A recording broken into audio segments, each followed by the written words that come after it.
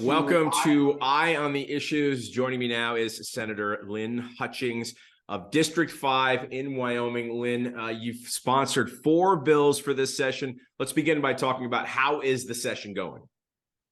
Michael, it's going pretty good. I've been really blessed to have all 4 of my bills get passed out of the Senate.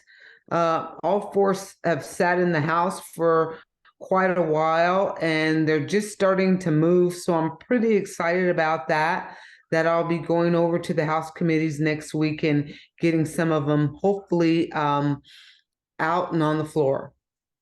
Okay, let's begin by talking. Let's go through them one by one and kind of tell what they are, what you want them to do, and the status of them. Senate File 86, which is the voter ID concealed carry permit. Tell us about that. Okay, that is Senate File 86. What happened there, and this is just really minor, once you hear about it, you're going to say, oh, is that what it is? Here in Wyoming, we have our driver's license and we have a concealed carry identification card. And I just happened to get my concealed carry ID into the municipality to go vote. And when I got to the front of the line, I was told, you can't use that as an identification. I said, you got to be kidding me. I said, this has more information on it than my driver's license. It's a Wyoming issued identification card. This is all I have. I just had a total knee replacement and a total hip replacement. And I said, I'm not going back out to get an ID. Thank God I had my phone, called my husband. He brought in my ID. And in my heart, I said, we're going to fix this little red wagon. We're going to get this concealed carry added to our list of IDs that you can use to vote. Simple as that. Sure. And it's already passed both houses now. Another legislator in the House had a similar bill, and the Senate got it through, passed, and perfectly we're good to go. So my name will be on his bill. Gotcha. Okay, let's talk about Senate File number 130. I guess it's called the Education Freedom Act. Tell me about that. Okay, it's kind of funny. It's been a while since I've actually seen the bill because so much legislation has pushed forward. This one deals with some of the factions that we have around our country at this time that are pushing the idea that America started in 1619. It was built on the back of slavery, that Blacks have no chance of progressing here in 2023 because of the privilege of the white man. So this bill, when I saw it, it kind of dispels that. We're going to use our Wyoming and U.S. Constitution to say no. We declared our independence in 1776.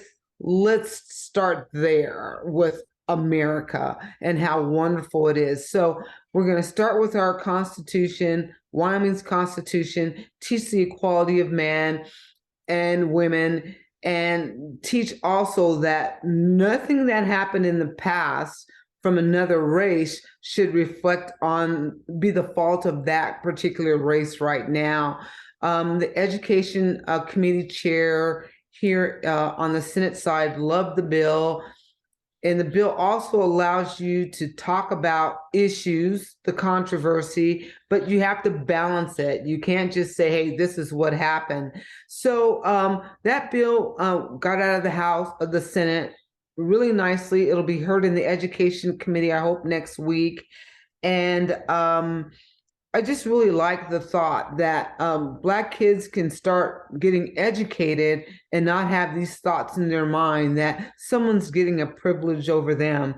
I'm actually the first Black Republican in the House and in the Senate. I've been the first Black to be elected twice for 2 terms in the Senate, and that was all pretty much by white people. So I'm proud to say I haven't experienced racism in Wyoming like the faction is reporting that we have. So that's kind of my bent on that. Let's educate based on true history, not made up history. Sounds great. All right, let's move along and talk about Senate File 131, the prohibition on delivery of unsolicited ballots. This sounds interesting. Yeah, it's a unique little bill that came out in that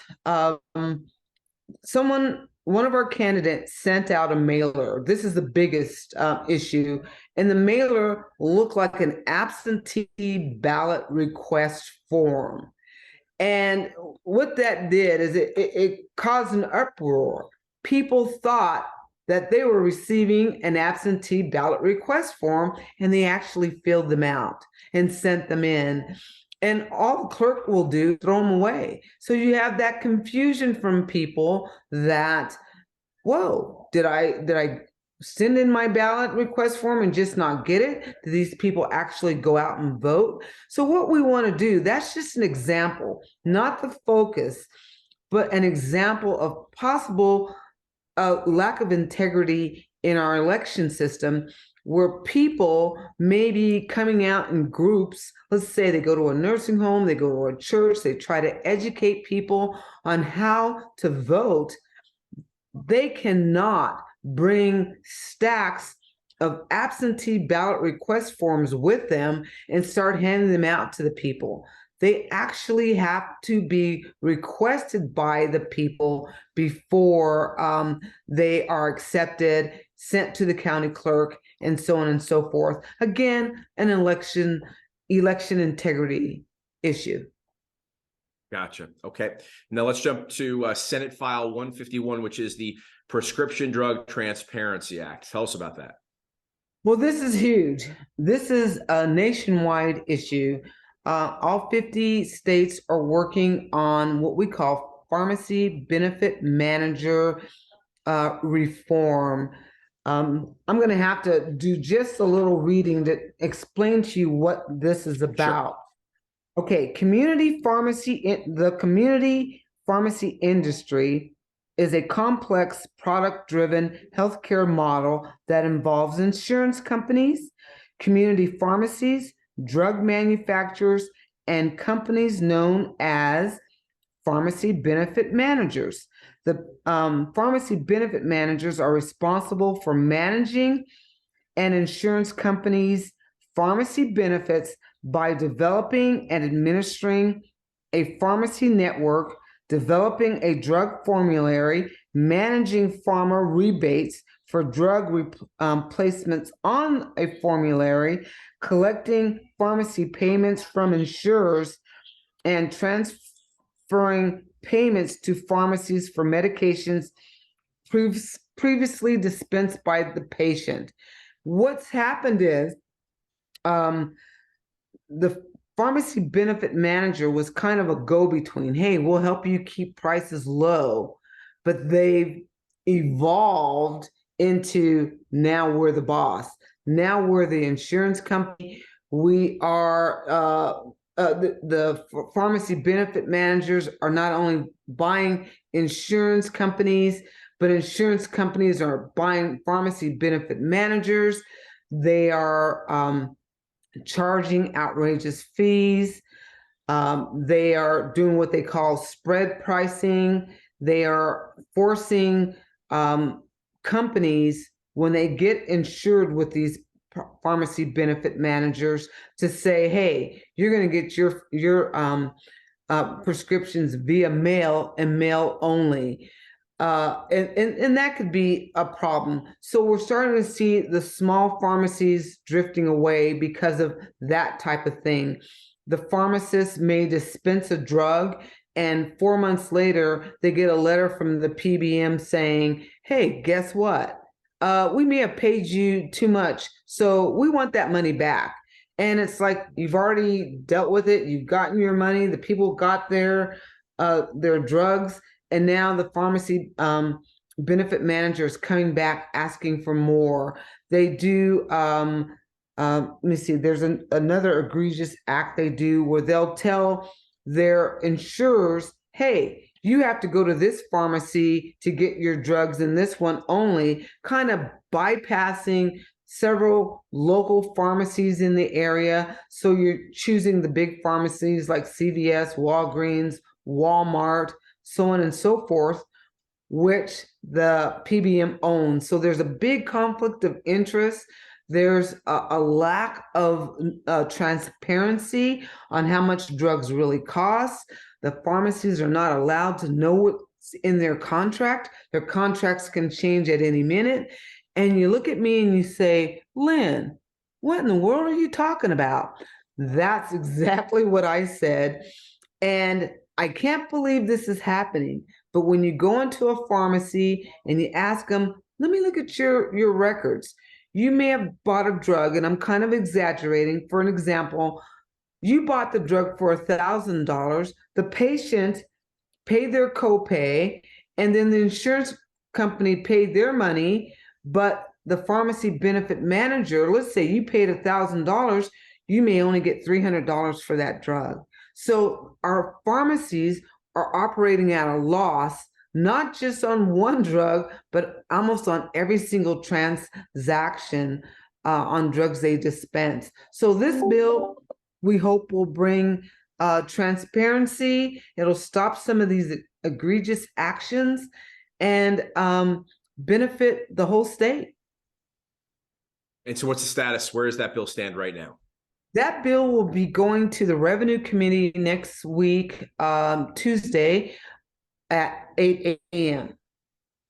Okay, fantastic. So it sounds like you had 4 fantastic ideas. Let's talk about this session in general. How is it going, and what do you see as the most important thing coming out of this session? Well, believe it or not, 2 fellow citizens have brought up 2 bills that I think are incredible. One from Bates Creek, one here from Laramie County. One deals with the transgender, transitioning children, minors from either sex, and making it against the law to start any medications or any medical treatment until after the child is 18. That's Senate File 111. Charlie Scott's bringing that one. Then Senate File 144, Chloe's Law, is being brought by Senator Bouchard. I'm a co-sponsor on this one. This one makes it a crime for a doctor to actually perform procedures on minors that'll affect them for the rest of their lives. We had a young girl come in and testify from, and this is sensitive, from Nebraska. Her name is Luca, who had both breasts removed at 16. And she went into the doctor's office after having both breasts removed. And the doctor said, hey, when are you going to have your hysterectomy? And she goes, I'm not. And in her mind, she says, even though she wants to, quote unquote, transition to look like a male, she still wanted children. And the doctor says, well, if you don't have a hysterectomy, you're going to get cancer, because they're pumping testosterone into this young lady. So that bill I'm really passionate about. I got to meet Luca. I got to talk to her. And that bill will make it a crime for a doctor to perform those surgeries on anyone under 18. Wow, big stuff. Yeah. Well, Senator, thank you so much for your time. Is there anything else you want to add? Absolutely not. All right, great job. Thank you. Thank you.